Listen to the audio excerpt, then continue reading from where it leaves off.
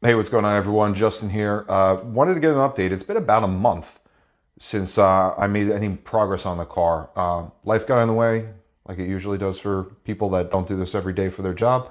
And so basically, what I had to do is I had an Audi wagon that decided that the front crankshaft seal just didn't want to live on this planet anymore. So that exited stage left on my way to work. Had to do timing belt on it, clean up that mess basically. So that took about like 3 weeks just because of the cold and waiting on parts. So yeah, that definitely wasn't fun. So that took up the garage. I really couldn't get into the Lotus too much. And so it's been a while. I did just want to get an update out there and then start making some more progress on the next chapter of the alarm install. Um, Take the opportunity to just kind of go over what I've been fumbling with, and then what I expect to get accomplished in the next chapter, basically the next couple of days. So I'll start on that now. Okay, so in this chapter, what I wanted to do is just take a step back. Now that I've eliminated the immobilizer, which was both the starter and fuel cut kills, as well as the steering lock mechanism, I wanted to now go over, how I'm actually going to be utilizing the replacement system and getting that integrated. So rather than just jumping in by wiring, I want to go over what I'm actually planning on doing, and then why I went this route, right? So with the stock system, you have your immobilizer here, right? And the way it's wired up is all documented in the Lotus service notes. And then this is readily available online as well. It's an AutoWatch 457 RLI. So I got the manual for the installation of this unit itself, since it's an aftermarket unit. So they have their documentation. The wiring is pretty good on here. The only thing you have to note is the colors of the wires don't exactly match up. So Lotus has a little bit different color than what would be advertised here. Reason is, the pigtails or whatever, the harnesses that get supplied with this aftermarket unit, they're going to have their own colors, and then Lotus, obviously, they went a different route for their purposes. So the plugs themselves are going to match up, and so you could just kind of trace it out that way. With the immobilizer, let me get my factory key. Where did I put it? Right here. Okay. So, immobilizer, this gets satisfied from pressing the key fob unlock, right? So you press unlock, it authenticates with this, right? So there's a pairing here. So when I just go to sell this, I'm basically going to remove these two parts. So I'll have the Lotus key, mechanical portion, and then this back portion is going to be what's already paired to this. And so that's basically a completed unit, right? That's a pair. So I'll sell this separately, and I'm going to retain this because I'm still going to use the mechanical key for the door locks, right? That's basically the factory alarm system. With the factory alarm system, I also covered in a previous video, there's a microwave sensor. Microwave sensor I'm also going to be uninstalling because it's not utilized with the new unit that I'm going to be putting in.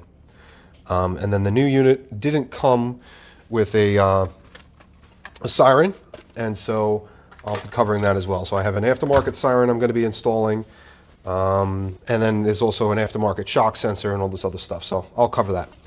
But with the factory alarm system, with the diagram that I have here, I was able to correlate that to the Lotus service notes with the pinouts that were supplied here.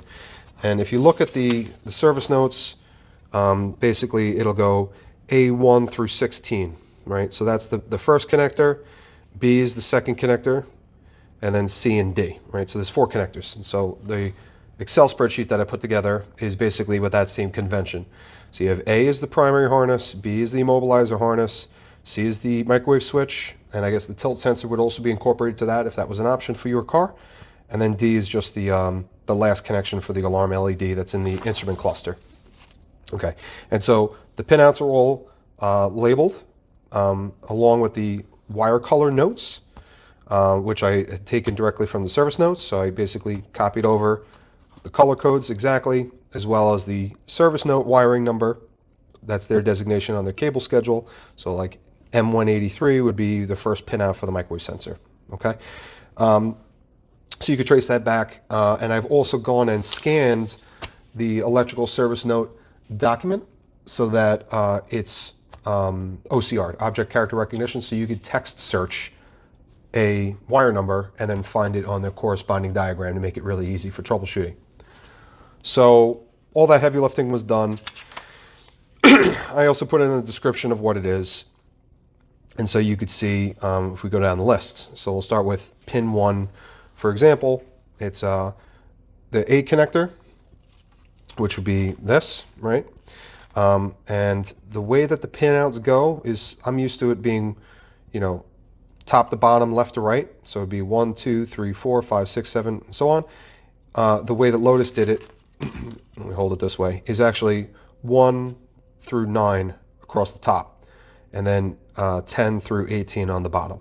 Okay, so that's the only thing you got to keep in mind. So pin 1 is this one right here on the A connector. It's a green wire from the harness. It's wire M055, and that goes to the ignition. This is actually a fused ignition signal, so it's powered when the ignition key is on, and that's a 5 amp fuse that gives power to that. So that's your ignition source. Okay, so that's the stock as an example. I really don't want to go through each and every single wire on this. I think that's going to be extremely tedious, and people aren't going to want to watch that. But what I will do is supply these Excel spreadsheets open to the public, and I'm also going to cover just briefly, the aftermarket. So I'll get into the components of the aftermarket, why I'm going that route, but just from a wiring perspective, we could stick with an easy one here. With the factory alarm system, I would have, this is that same green pin 1 that was going to the A connector on the, if this was going to the factory alarm system, the auto watch. I don't reuse it. So that power source, that ignition source, is not used at all. What I did in Excel spreadsheet is each of the reds, these red highlighted cells, are power sources. I didn't need to use that one. Okay. If I come down, we'll go to a comparison here. Pin 4 on this, black. Pin 5 on this, black wire, right? Those are the corresponding Lotus numbers, 467, 468. Those are grounds. I am going to reuse those. So pin 4 and 5, which are grounds, I've labeled them as grounds for the ikey, and those are going to go to pins 1 and 8 on the new aftermarket alarm system. And so that B connector for the new alarm system, which is the primary connector, it's a 10 pin.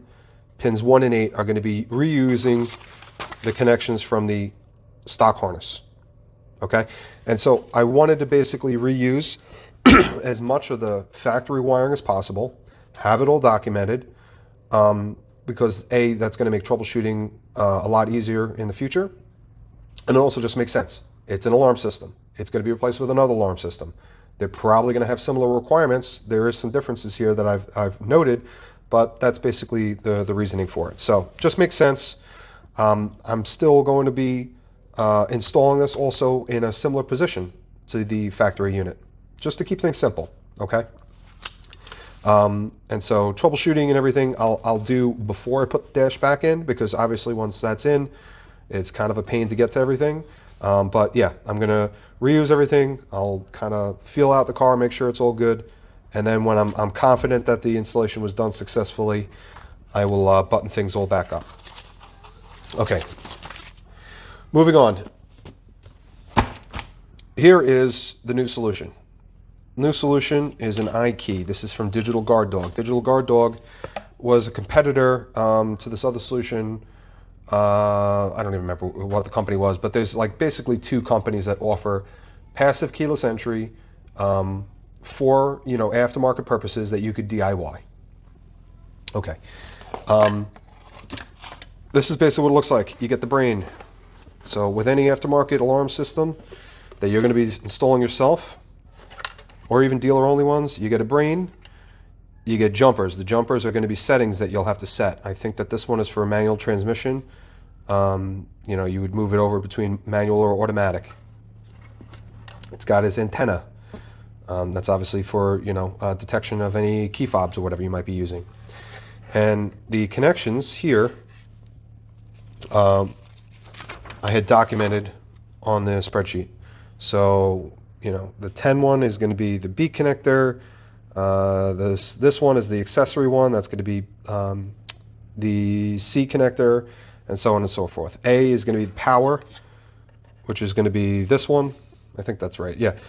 Obviously, power is going to have these thicker terminals, because it's got to transfer more load, and so that's basically that. So here's your brain. Just going through the box. Passive keyless entry key fobs. I don't know why this comes out. There might actually be a key or something in here. I guess that was the purpose behind this. Not even going to bother trying to open this, or maybe that's to get to the battery. But regardless, this is your key fob. Now, the idea here is you could press unlock lock once this is all installed or whatever. That'll be your manual unlock and lock, trunk lock. There's also accessory functions that you could program. I'm planning on using one of the accessories to unlock the gas lid, for example, but you could program that in. Okay. Passive keyless entry means I walk up to the car. When I'm within 10 feet of it, it unlocks automatically. And so I just open the door and I walk in. In Porsches and Audis, what they'll do is they'll typically have a little sensor or a little soft button that you would press when you're at the car. With Audis, I know, and Porsches, there's a sensor. So you put your hand on the door handle basically, and then it unlocks. With this, when you get within approachable distance of the car, then it unlocks in anticipation of that, because wiring up some kind of pressure sensor or a soft touch sensor is an ordeal, right? And so they just have these antenna, which I'm sure in the box I'll show you, that would pick up the proximity of this on your person and then just unlock the car. Okay. Emergency bypass cards. I mean, that's kind of self-explanatory. This is in case you didn't have your key fob. I guess you keep this in your wallet. It's very short range. Yeah, so it says only within 2 inches of the bypass antenna. So the bypass antenna, you're supposed to install it at an undisclosed location, I guess. You hold this next to it within 2 inches, and then it unlocks your door, so you could at least get access to inside the car in case you didn't have this on you or you locked it inside the car by accident. Okay. Opening the rest of the box. Documentation. Wiring diagram. I've already looked through the digital version of this, so I had an idea of what I was going to be up against. Installation manual. And then here's your harness, right? Okay. Antennas, right? These are the short range antennas. This is your dual stage shock sensor. So it's dual stage because that, basically there's 2 types of sensing. There's a pre-alarm and then, post-alarm. The way it works is that there's an initial detection of shock, and then there's a second one that also needs to be satisfied. That's to prevent false positives. Here's the reason why I really wanted this. Start button, right? It seems stupid. This is a $20 thing. If you went and just got a stupid push button, it's a momentary push button, and you wanted to wire it to your starter relay, you could do that. I'll explain this in a minute. And then here's the rest of your harness. Nice thick wires. Everything looks like it's good quality. It's all labeled. It's going to be a piece of cake to install. All right, so back to this. Why did I go with ikey versus any other one? All right, well, if you look, I don't want to deal with this. Mechanical key, it's quaint. Yeah, whatever. It's one of those things. You put it in the key, it's always going to work, but not having to take this thing out of my pocket every time is just really magnificent. For example, here's my Audi key, right? This is for an older SQ5, okay? You don't have to do anything with this. You just literally have it in your pocket. The car doors unlock. When you get up to it, you push the start button and you go. It's a beautiful thing. So that's the reason why I really wanted it. It's called passive keyless entry. I could have built my own system. There's ways to go about it. I'm not going to get into the huge explanation, but it's really not that difficult. However, the reason why you want to go with something like this is because of code hopping, which I could get into. and then also, it's a plug and play essentially unit. So I'm not going to be hacking something together, hiding behind my dashboard, and then having to troubleshoot it afterwards. I really didn't want to get into that. So as far as the security concerns, you got stuff called relay hacking. Okay, so this is why a lot of people don't like passive keyless entry. I'm just going to draw it out on here just so you can see. Okay, here's my car. There's your car. Okay, you got two wheels on it. Good. I have to be within, let's say, 10 feet. If I'm within 10 feet, this key is going to detect this, the car is going to detect the key based on the antenna that I have placed in the headliner or whatever. And then the car is going to unlock. Okay, I have to be within 10 feet. I have to have the key. What does a thief do? For a relay attack, this can be, who the hell knows, 1,000 feet away. So if I'm 1,000 feet away and I left on my counter this key, that key's 1,000 feet away, there's no way it would have unlocked the car. But if I had a cheap $60 transceiver that I held against the wall right outside where that key is located, it can receive the signal from the key, all right, and then it's going to basically transmit that signal to another transceiver that's within 10 feet of my car, and then that's going to give the okay to unlock the car. Okay, so this key, just to recap, 1,000 feet away or more, transceiver sends the signal from one person to another person. That other person authenticates your car. The car door unlocks. They start your car.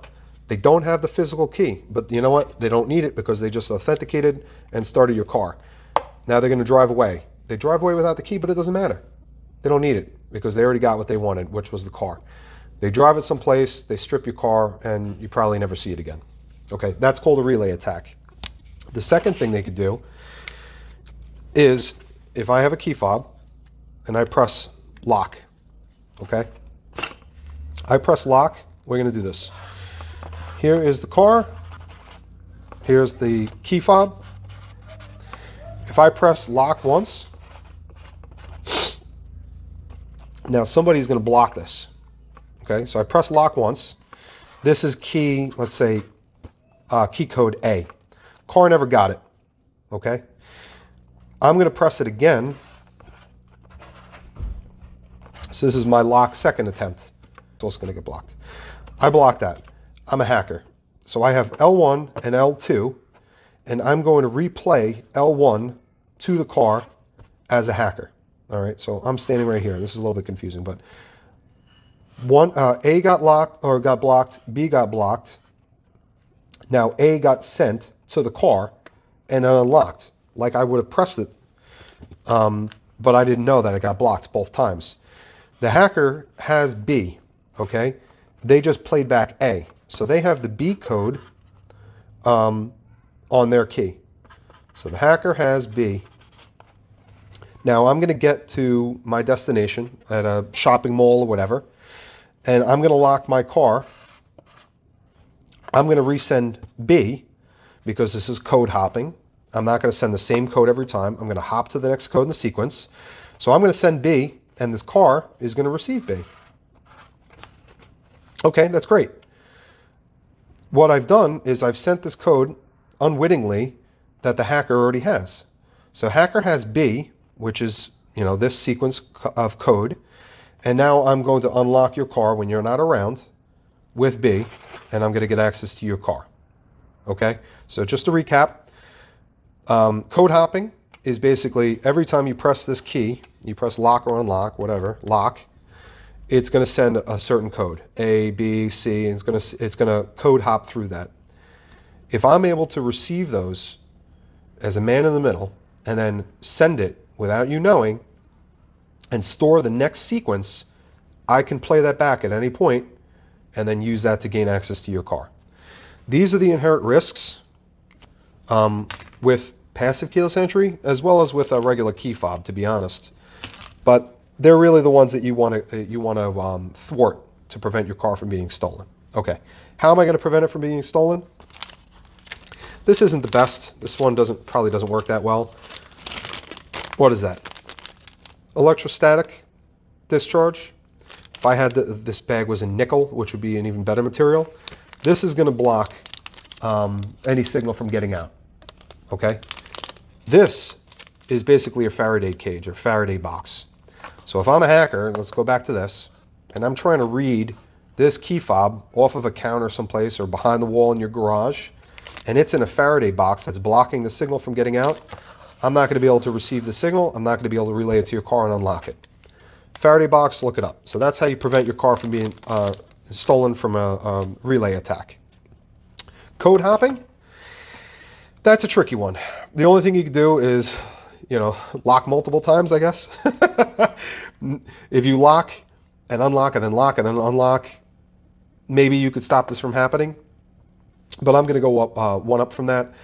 In every alarm install I do, especially this one since I'm going to be covering it on YouTube, I always have hidden security measures to layer security on top of what I already have. What does that mean? I'm going to have another kill switch, a hidden one that nobody's going to know about. I'm going to have maybe a GPS tracker hidden someplace that nobody's going to know about. So regardless of if the car does get stolen, I'll be able to A, locate it, and then hopefully it doesn't get stolen to begin with because I'll have another relay that is hidden in a unique spot that nobody's going to know about. And it's basically going to be up to a very smart thief to be able to find that. I'd like to think that I can outsmart every thief, but let's be honest. If somebody wants your car, they're going to get it, and they're not even going to bother with all this. They're going to rent a flatbed and just toss your car up on it and take it to someplace and strip it. So there's only so much you could do. But these are the preventative measures that I plan on employing and how I'm going to protect myself. So with that in mind, I'm going to get to this installation. And first things first, I'm going to go over to the harness, the factory harness, and I'm going to start depinning things because I like to make it pretty and I don't want to just like hack stuff and make it look like crap. So I'm going to cut some of the wiring loom up and then start to tackle the wiring. I thought about for this video basically removing each of the wires and labeling them, but it's really overkill. And plus, I don't know which ones I'm going to be, abandoning. I did this all from documentation, not from the car. So there's going to be some changes here. Oh, actually, wanted to also cover this. This is the very last thing. Soft chirp siren. What is that? Clifford, very well-known company. Here's the existing alarm that was from the factory unit. It was caught in, it was basically destroyed. I tried to put it in this project box and reuse it. I even put the factory plug back on, but this didn't work out. There's no power to it. It didn't make any noises, nothing. So the circuitry on here must have gotten damaged. There was a cap that was here that I unsoldered and removed. This was hopeless, but I'm going to reuse the factory wiring just because I like doing that. So I'm going to cut this, solder it onto this. This will be my, new alarm. And then soft chirp, what that basically means is you press, lock, unlock, and it'll be 6 dB lower than full volume output. That's basically what it's advertised as. So rather than being this really obnoxious and loud, siren every time I lock my car, it'll just give a gentle chirp, soft chirp, right? That's what it's marketed as. So anyway, not an intelligent unit. It's just literally 2 connections. It's ground and power. I might have to do a relay for it, but I'll get to that point once I'm actually going through the install. Okay, I think I covered enough. Like I said, I'm going to get down to it and start going through the wiring. Stay tuned and look for the next video. Thanks. On the planning stages, I just wanted to show one point here. This is one of the connectors. This is the primary connector to the ikey. And basically you can see that there's fuses on here. I'm going to be using, I think, all of these wires. I was just looking at the wiring diagram. Pretty sure they're all accounted for. And so they need to be accessible from underneath the dash. So what I'm going to do is remove the fuses. And then there's these grommets here that go into the car. And I'm basically going to stick the wire through the grommet so just the fuse is exposed. So it's basically going to be a loop like this. where the fuse holder with the fuse in it is going to be through that grommet. And that's going to allow me to service it in case, I ever needed to in the future. Okay, so that's one thing. The other is with the dash, I was able to take the bottom off. Okay, so this bottom piece, if I fit it in the car,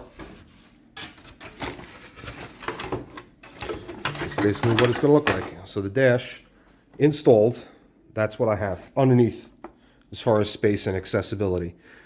So with that in mind, I don't see any issues with the clearances with the brain. So I'm going to go as planned, kind of in the original factory alarm position, and call it a day, right?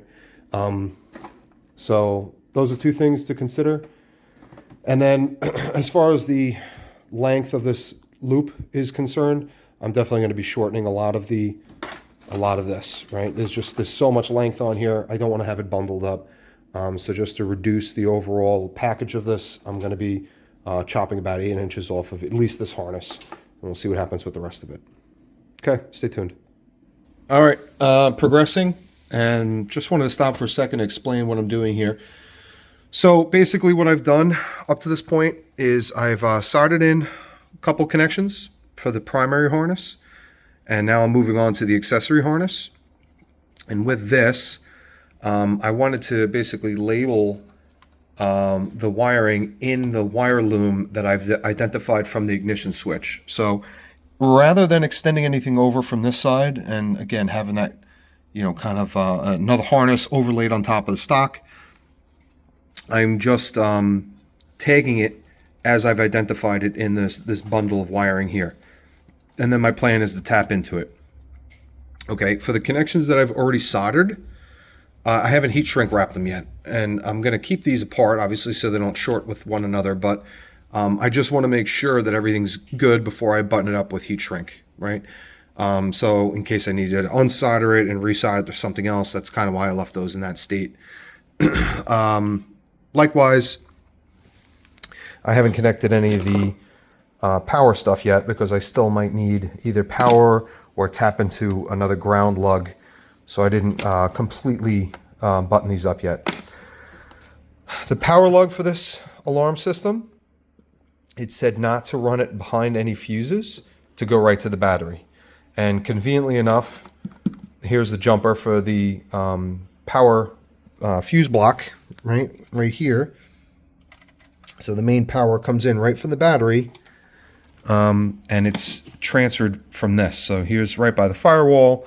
There's a little pass through, and there are your two power source lugs. This goes directly to the battery. And so I'm going to be taking this and tapping into it with the alarm system. So I took a lug here, and that's going to bolt up right like that.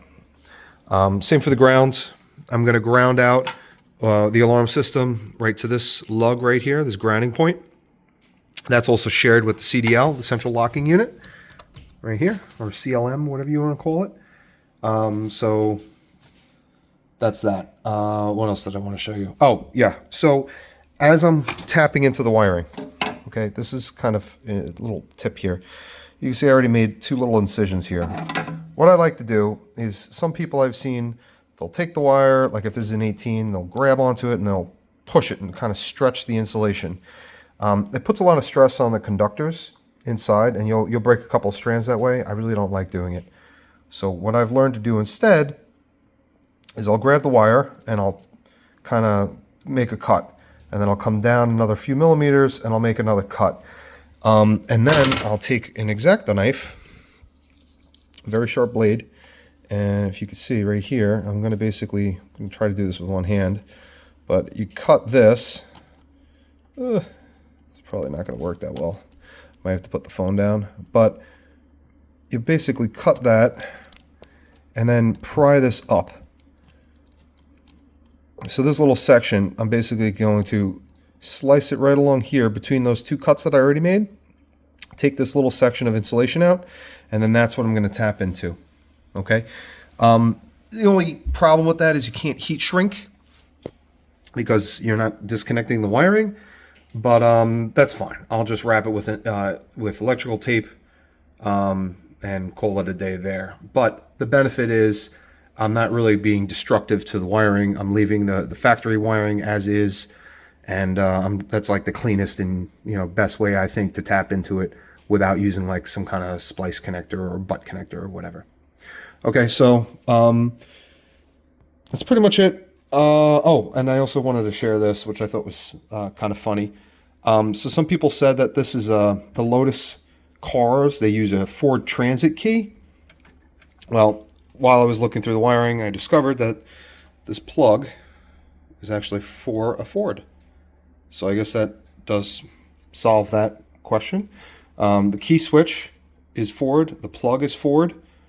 Pretty sure that the key itself is also a Ford. That kind of confirms it. So there you go. There's another little some kind of trivia to pass on to your friends. So I'm going to keep chipping away at this, and I'll provide another update shortly. Thanks. All right, so here we are. First and foremost, hit an obstacle with the battery. The battery that was in the car was a Duracell. The labels on it weren't really legible, so I have no idea how old it was, but it just wasn't holding a charge. And when I was trying to test out the alarm, just wasn't cooperating. The alarm that I have right now is this ikey. It's supposed to detect these keys without having to be programmed. It should just work out of the box. I called their customer support and confirmed that, and basically described that, hey, the antenna seemed to be working because when I have this in the car, there's a blue LED that will flash, and it lets you know that basically it's authenticated. However, if I walk away from the car and I walk close, the doors don't unlock. If I do have power to the car, obviously I don't have the battery installed right now, if I press lock, the doors will lock. If I press unlock, the doors will unlock. The trunk, I'll hold it down and I get a click from the CDL, which is this box right here. It's like their central locking module. I'll hear a relay click, but the trunk actually never unlocks. So I don't know what's up with that. If I have to run a separate relay, I'll do it. Not ideal, but I'm kind of trying to troubleshoot that. Another issue I ran into is an odd one with the doors.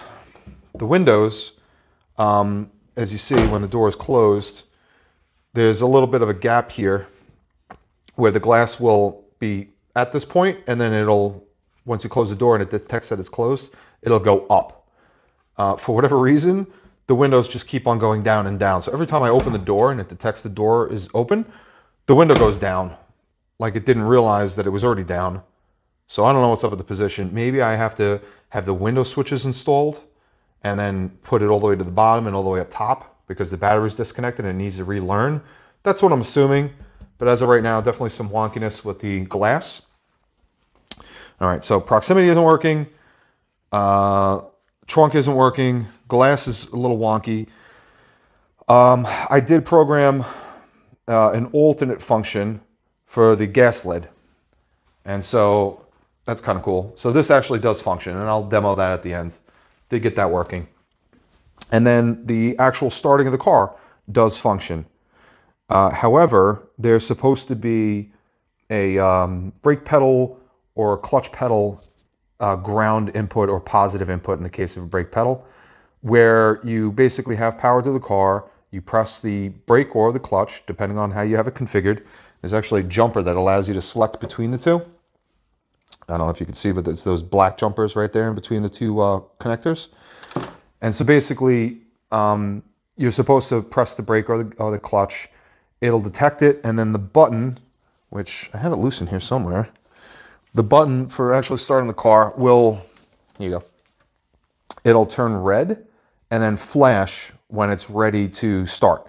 So basically it'll be solid red, you're authenticated, the LED here, which I'm bench testing, will start blinking blue, flashing blue, and then that means you're authenticated and it's ready to start, and then as soon as you press the brake pedal or the clutch, depending on how you have it configured, this thing will start blinking red.